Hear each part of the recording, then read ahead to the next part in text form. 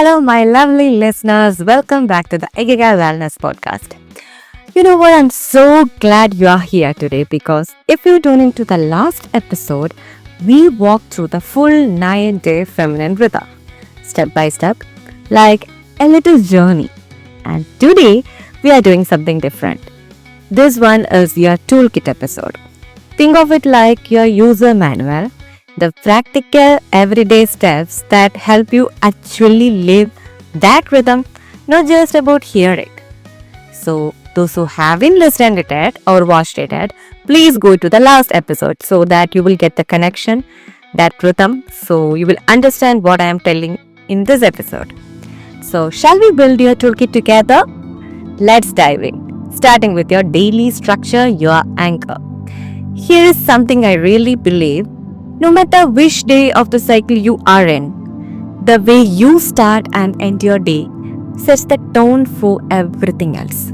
So mornings, keep them simple but soulful. Wake up and whisper a little gratitude. Even if it is just thank you for this day, and sip your water.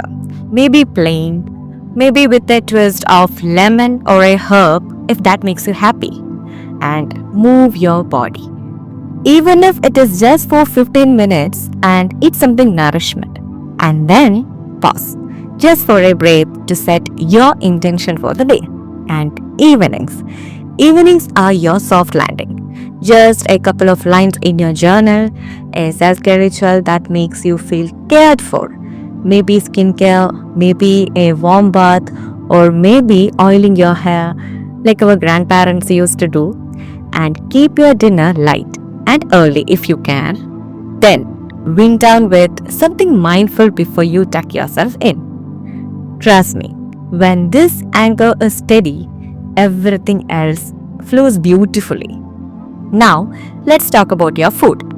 Food is not just fuel, it is medicine. And your body actually asks for different food across the 9 days. So, days 1 to 3, think foundation.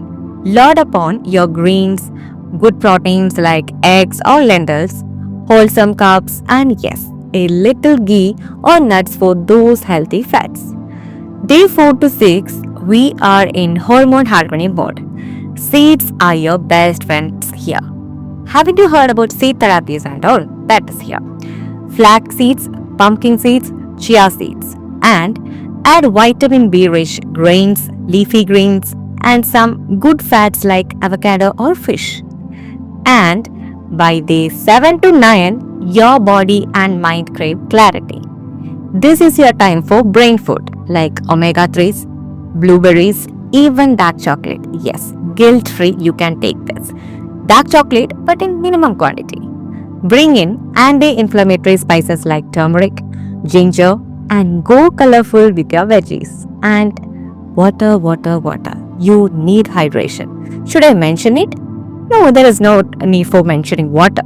And see how your plate starts to mirror your rhythm. That is the magic. Okay, so food is your fuel, but what is fuel without flow? Movement is energy in motion, and your phases gave that too. In the first 3 days, your body is primed for strength. So resistance work, core exercises, anything that makes you feel strong and tall. Then, as you move into days 4 to 6, this is your dance race. Get expressive. Move your hips, join a group dance, just let yourself flow. You can do Nata Yoga, Zumba, or just dance to your favorite music. And then, as you come into the days 7 to 9, notice how your body whispers for gentleness. That is your yoga, your mindful stretching, even a slow walk meditation. Your body will literally thank you for the listening. Now, everyday nourishment is over. Now, let's talk about self-care. And please, can we remove the idea that is some luxury spa day thing? No, self-care is maintenance. It is how you keep yourself going. Physical care could be as simple as good night's sleep, or a little massage, or just taking care of your skin. Emotional care is saying no when you need to. journaling those thoughts out of your head, showing yourself compassion. And what about your spirit? Even 5 minutes of deep breathing or just sitting quietly can shift your whole energy. And listen, it doesn't have to be long. A 5-minute ritual done consistently is far more powerful than a 1 hour ritual you do once in a while. But here is a question, ask yourself, how do you even know it is working for you? You might think, after doing all these things, you might wonder, is it really working on me? That is where tracking comes in. Give yourself 2 minutes a day, rate your energy 1 to 10. Write down your mood with one word or even an emoji. Why not?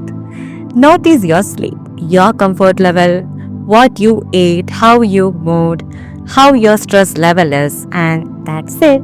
Done. Then at the end of the 9 days, reflect. Which day felt the best? Where did you struggle?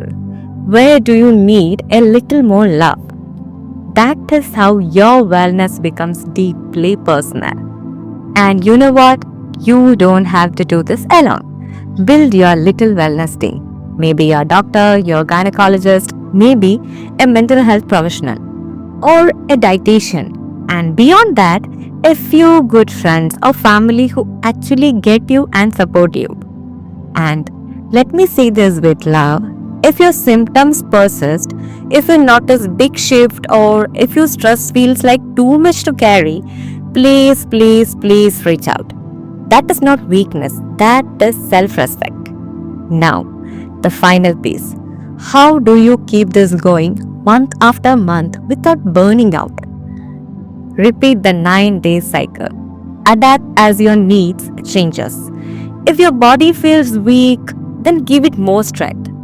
If your stress is high, add more calm. Tune into the seasons like spring for renewal, summer for energy, autumn for grounding, winter for rest. And forget perfection. Progress is our goal. That is the need. So, there you go, your Feminine Wellness Toolkit. Your daily rhythm, food as medicine, movements, self-care, tracking, support, and integration. Now, I want to leave you with a gentle challenge. What is one tool you will start with today? Maybe you will wake up with a little gratitude. Maybe you will swap your snack for seeds. Maybe you will write a single line in your journal before bed. Remember, true feminine wellness does not come from doing everything at once. It comes from honoring yourself consistently in small loving steps. And I truly hope you loved this episode.